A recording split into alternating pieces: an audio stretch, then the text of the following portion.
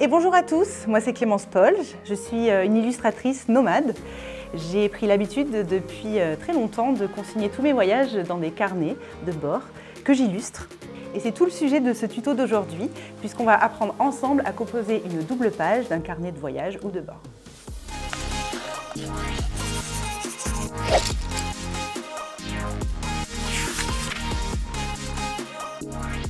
Donc aujourd'hui, ça va être un support un peu particulier puisque c'est pour un carnet de bord, un carnet de voyage, donc on part sur un carnet et non pas une feuille volante. Dans mes carnets de bord, j'utilise la technique mixte, c'est-à-dire que de fait déjà, comme c'est des carnets dans lesquels je vais raconter mon quotidien ou mes voyages, je combine l'écrit et le dessin.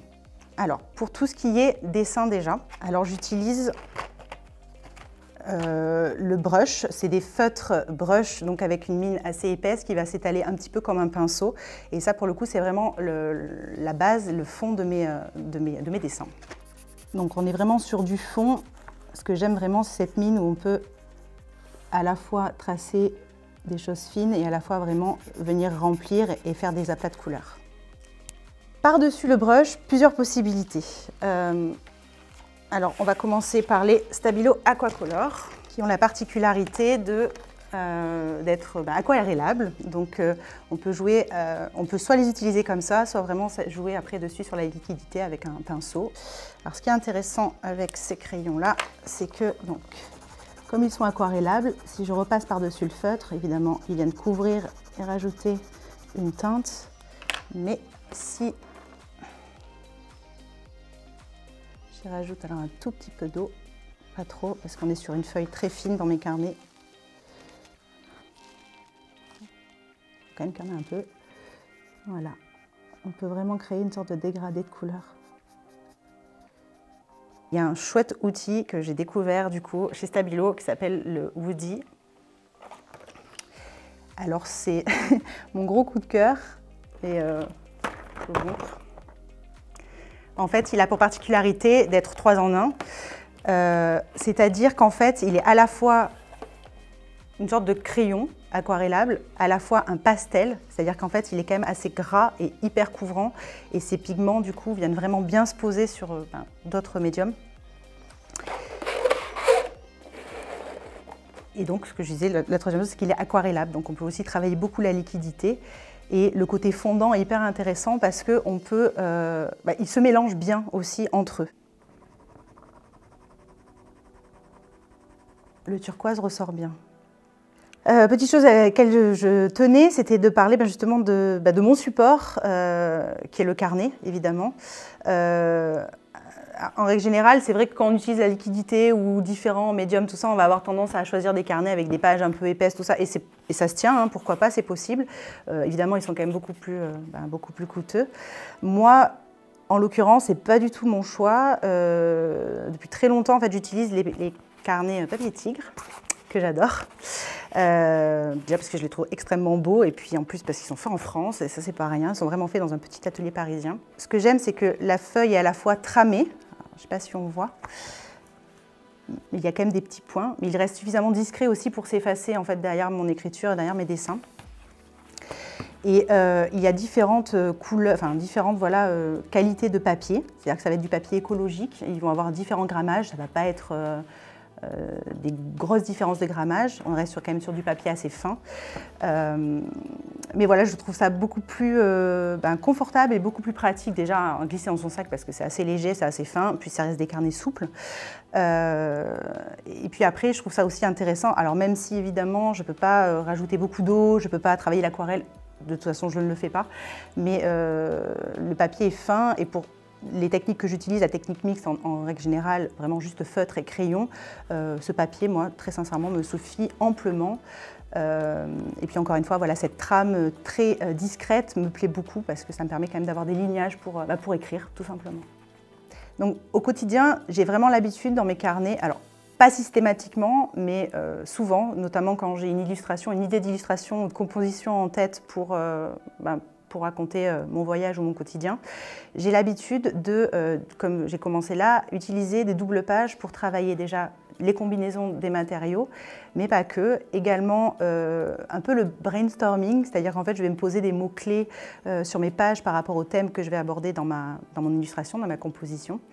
Mais également, je vais travailler en vignettes. Donc une fois que j'ai travaillé les combinaisons des matériaux, donc vraiment le matériau en lui-même, je passe vraiment à la partie composition. Alors comment je fais? En règle générale, j'utilise le feutre. Enfin vraiment, il n'y a pas de règle. Moi, j'utilise le feutre ou le crayon, mais voilà. On fait ça avec ce qu'on veut, on peut faire ça avec un stylo, on peut faire ça avec ce qu'on veut. Donc l'idée, en fait, ici, c'est donc de travailler la composition. Le thème de la double page aujourd'hui, donc du dessin que je vais vous proposer, est le printemps. Donc, dans un premier temps, ce que je fais, en règle générale, c'est vraiment écrire les mots-clés. Bon, là, en l'occurrence, j'y avais déjà réfléchi, mais je vous les pose quand même. Comme on est sur le printemps,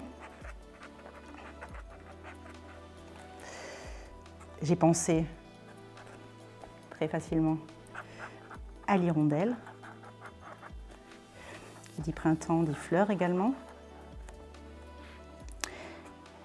Et après, alors là, ce n'est pas un mot-clé, c'est plus quelque chose autour duquel je voulais réfléchir et qui était vraiment ma palette de couleurs. Et la palette de couleurs, c'est important parce que ce n'est pas que pour mes dessins, c'est également pour mes titres que j'écris et également le texte, tout simplement, ce que je raconte sur ma double page. Mon support est le carnet. Donc pour ma composition, en règle générale, je vais dessiner une petite vignette qui reprend tout simplement mes 2 pages de mon carnet ouvert. On va en prendre plusieurs.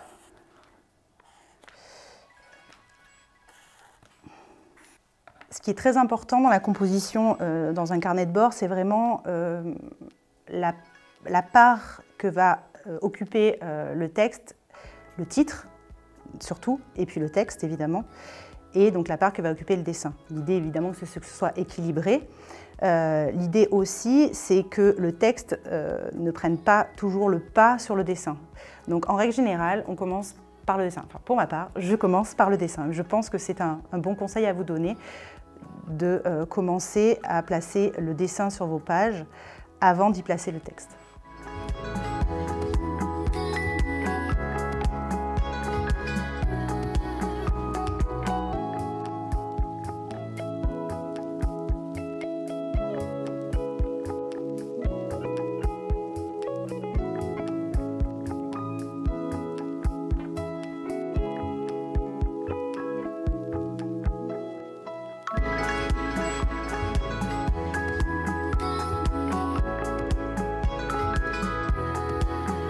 Donc voilà pour la composition. Après, il ne me reste plus qu'à choisir.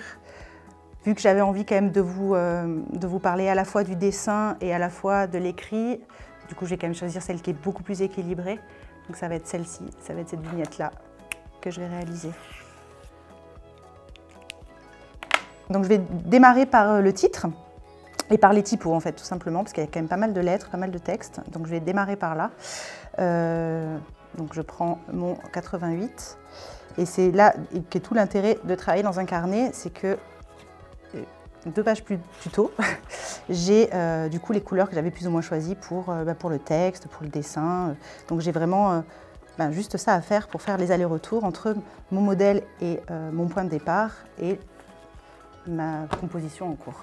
Alors à la fois, forcément c'est précis parce que là en l'occurrence c'est quand même des lignes, et à la fois il y a toujours moyen de se rattraper en fait, et notamment sur des carnets de bord parce que rien n'est figé. Et d'ailleurs, il ne faut pas que les choses soient figées. Là, évidemment, j'ai un petit peu préparé cette double page pour l'occasion, mais en règle générale, même si je la cadre, il y a toujours des choses qui viennent se rajouter de façon un peu plus spontanée, un peu plus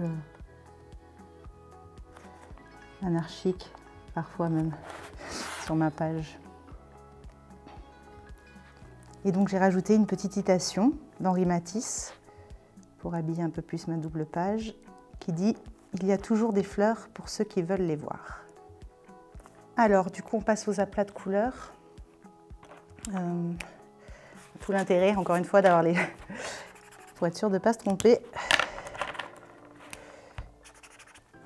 C'était celle-là.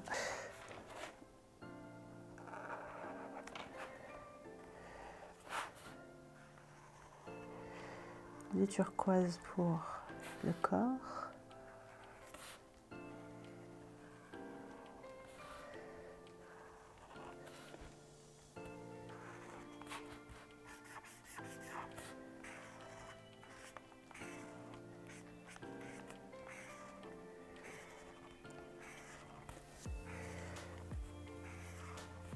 Là, c'est vraiment la couleur de base hein, qui va être recouverte.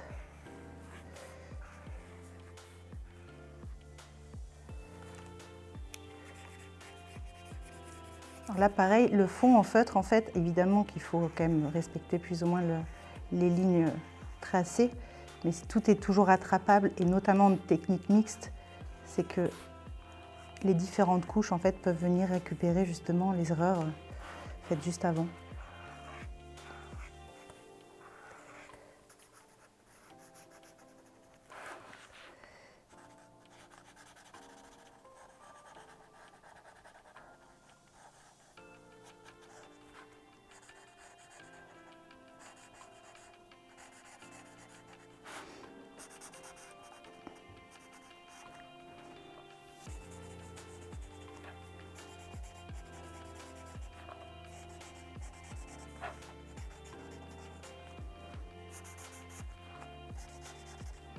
Là, je vais terminer les fleurs. Je vous laisse en faire de même de votre côté. On se retrouve à l'étape d'après.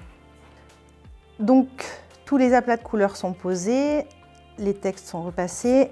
Donc là, je vais du coup gommer tous mes traits de crayon. Habituellement, je la mets un peu plus tôt. Là, c'est vrai que j'ai un peu zappé, mais c'est pas grave. Là, je la mets parce que comme je vais gommer, c'est pour pas que les feuilles partent avec. Et après, je mettrai au-dessus pour garder bien le carnet ouvert en fait.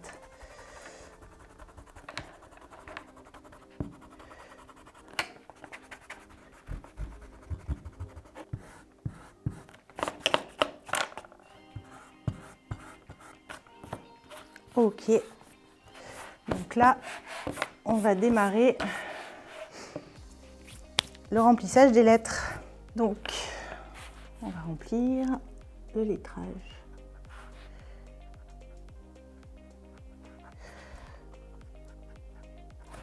Alors, j'ai l'habitude quand même des feutres un petit peu brush comme ça, mais si ça vous fait peur de vous lancer avec une large mine, il est tout à fait possible d'utiliser un feutre un peu plus fin pour remplir.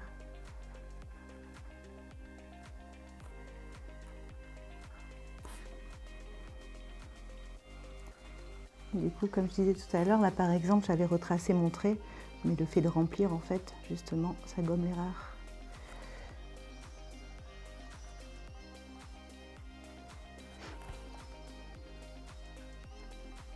Je trouve que dans les carnets de bord ou les carnets de voyage, je trouve que les titres, je trouve ça chouette de soigner les titres en fait, parce que c'est vraiment l'identité de la double page.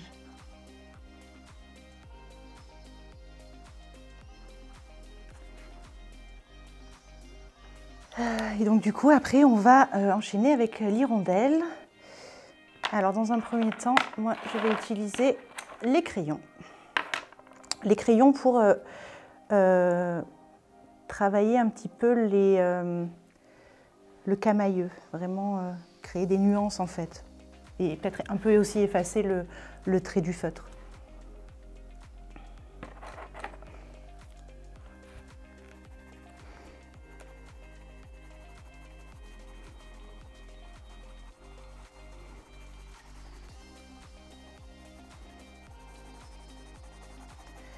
Alors, je ne sais pas si vous le saviez, mais le crayon de couleur, pour éviter d'avoir des traces, parfois c'est l'effet recherché, mais là en l'occurrence pas du tout. L'idée c'est de créer quelque chose d'un peu lisse. Du coup on fait des petits cercles comme ça. Ça évite d'avoir le trait du crayon. Moi je le fais par habitude, mais là en l'occurrence ça n'a pas trop d'importance parce que je vais repasser dessus après.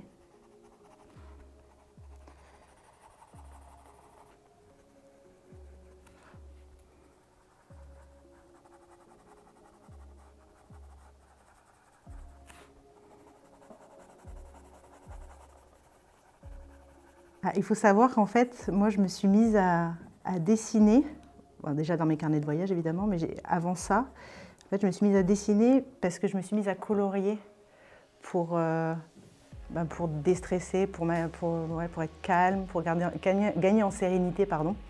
Et en fait, à force de colorier, j'en ai eu marre tout simplement de colorier entre les lignes. Et du coup, j'ai commencé à dessiner et à créer mes propres lignes.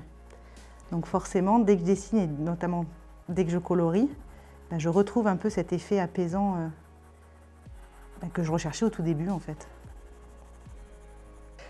Alors habituellement, j'utilise le blanc de la page en fait pour les parties blanches de mes dessins.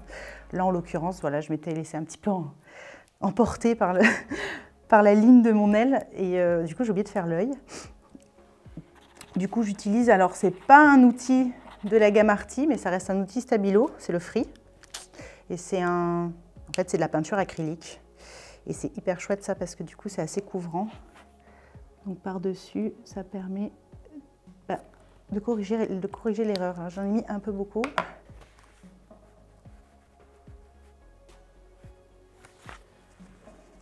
Donc, voilà ce que donne l'alliance en fait entre le feutre et le crayon. Donc on voit que j'ai fait des nuances, j'ai un peu travaillé sur les ombres et sur la lumière. J'ai créé un peu plus de camailleux, donc on a vraiment des nuances qui coulent en fait, voilà, qui glissent plus délicatement en fait d'une teinte à l'autre. Mais je vais repasser à des endroits avec le Woody et du coup passer aussi un peu à la liquidité et donc utiliser de l'eau avec un petit pinceau. Le crayon en dessous, je vous disais, on pouvait s'en passer. Moi, ce que j'aime dans l'étape du crayon, en fait, c'est que ça, encore une fois, on a des pigments supplémentaires, on a des couleurs supplémentaires. Donc, quand on va utiliser la liquidité sur le Woody, et forcément, ça va un petit peu faire voyager les pigments avec l'eau, c'est logique. On a quand même, du coup, la couleur du crayon en dessous qui va, elle, rester. Et du coup, qui renforce la couleur, en fait. On ne va pas devenir sur quelque chose en mode aquarelle trop transparent. Voilà. On a vraiment une couche entre le Woody et le feutre.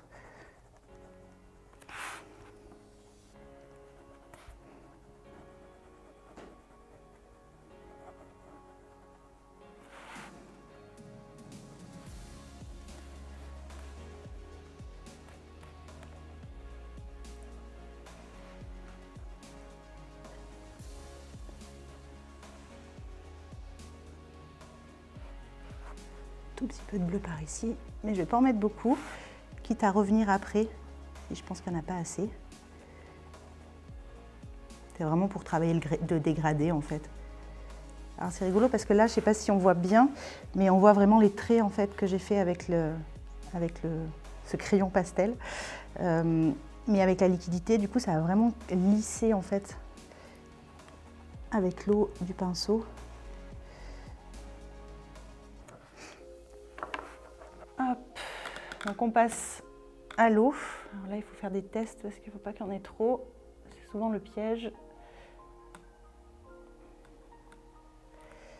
Il vaut mieux commencer où il n'y en a pas trop et repasser derrière, plutôt que l'inverse.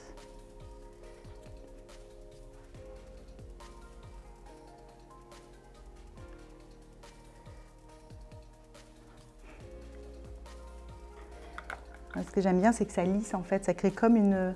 C'est pas une pâte, mais ça me fait penser un peu à de la pâte.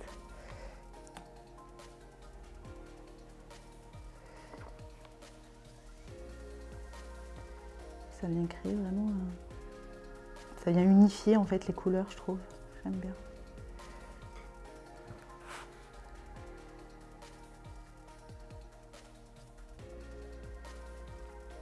Donc voilà pour l'étape Woody sur l'hirondelle. Donc là, de toute façon, il va falloir laisser un petit peu sécher pour pouvoir revenir dessus pour les petits détails, les petites finitions. Donc voici les fleurs terminées.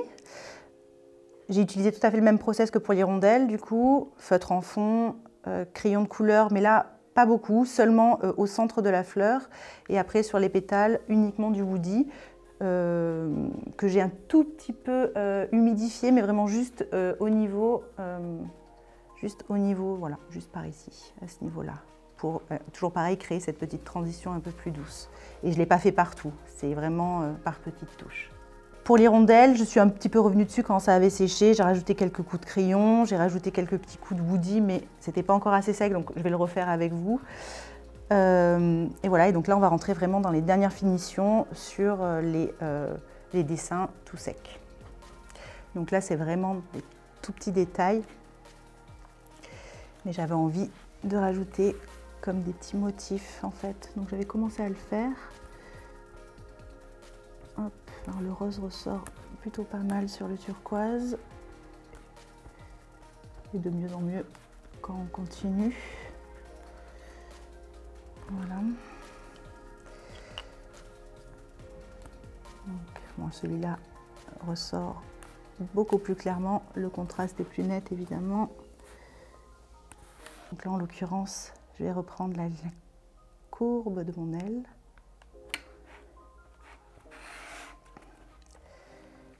Dessiner mon trait. Je vais faire pareil sur cette petite queue. Et voilà. Et là, je viens juste ramener les petits détails.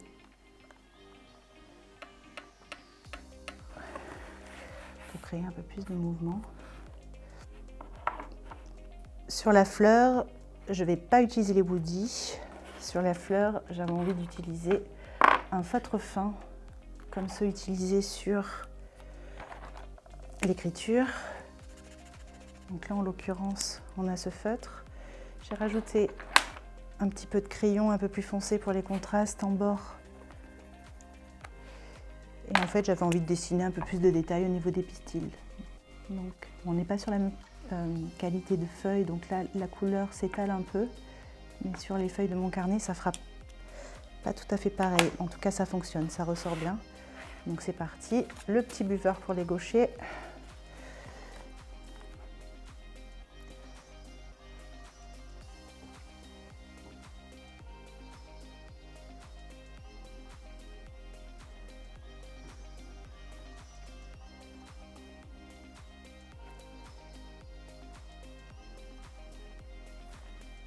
Et voilà, et donc on va passer au texte pour la dernière étape. Après là c'est très personnel, hein. Chacun écrit ce qu'il veut, évidemment, la façon de raconter son histoire. Moi ce que j'aime bien faire aussi, c'est créer des petites légendes un peu. Souvent comme j'ai plein de petits dessins différents sur la double page, c'est comme des, c'est ça, c'est comme des légendes en fait, des petites annotations ou anecdotes qui vont venir illustrer par des mots mon dessin. Alors, je reprends pour ce faire mon petit 88 bleu, le même donc que pour le titre. Je reprends mon buvard, toujours, on ne sait jamais. Donc là, en l'occurrence, ce sont des pâquerettes. Donc voilà, je vais l'écrire. Je vais peut-être l'écrire le long des tiges. J'ai hésité à mettre une flèche, mais le long des tiges, c'est pas mal. Donc là, une pâquerette. Peut-être une petite flèche, par exemple.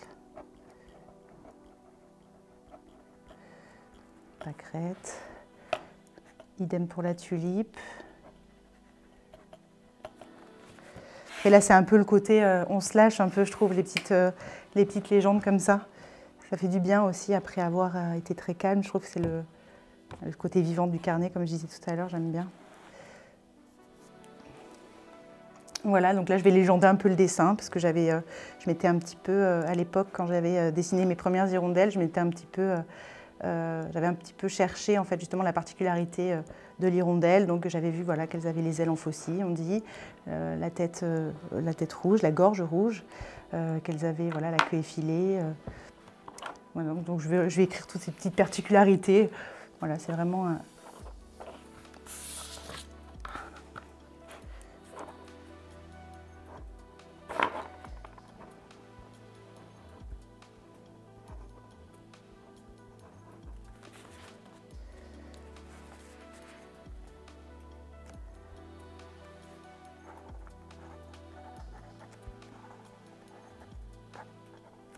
Donc je vais finir de légender tout ça tranquillement. Je vais également compléter cet espace que j'avais laissé blanc par mon texte, en fait, par les mots que je voulais associée à cette double page pour annoncer le printemps. Et du coup, à votre tour aussi d'être créatif et inspiré pour remplir votre propre double page. J'ai fini par ajouter 2-3 petits détails supplémentaires. Comme vous pouvez voir, voilà, c'est un peu taché parce que j'ai les mains clairement recouvertes de tout ce que j'ai utilisé. Mais de toute façon, c'est incarné, c'est vivant, encore une fois. Il y a plein d'autres pages à remplir derrière, donc il en verra d'autres. Et finalement, ça crée aussi son charme. Il ne faut pas que ce soit quelque chose qui vous fasse peur, il ne faut pas quelque chose qui vous donne envie de déchirer ces pages, surtout pas, au contraire. C'est ce qui fait que c'est unique. Ce que je peux seulement vous conseiller peut-être avant de passer à la page d'après, c'est peut-être de poser un petit buvard entre ces deux pages. Comme ça, derrière, si jamais vous voulez écrire à nouveau, eh bien, ça va pas, la matière de cette page ne va pas venir se coller sur celle-ci. Donc voilà, c'est terminé, ce tutoriel est terminé. Si cela vous a plu et que vous avez été inspiré par tout cela, je vous invite à partager vos créations sur les réseaux sociaux. Donc voilà, c'était un exemple de carnet de bord un peu quotidien. Mais moi, c'est vrai que j'ai surtout tendance à faire des carnets de voyage, en fait. Ce sont des carnets qui m'accompagnent durant mes voyages. Celui-ci, notamment, que j'ai rempli lors d'un voyage en Inde. Un pays dans lequel j'ai commencé le confinement. Donc, très précieux pour moi.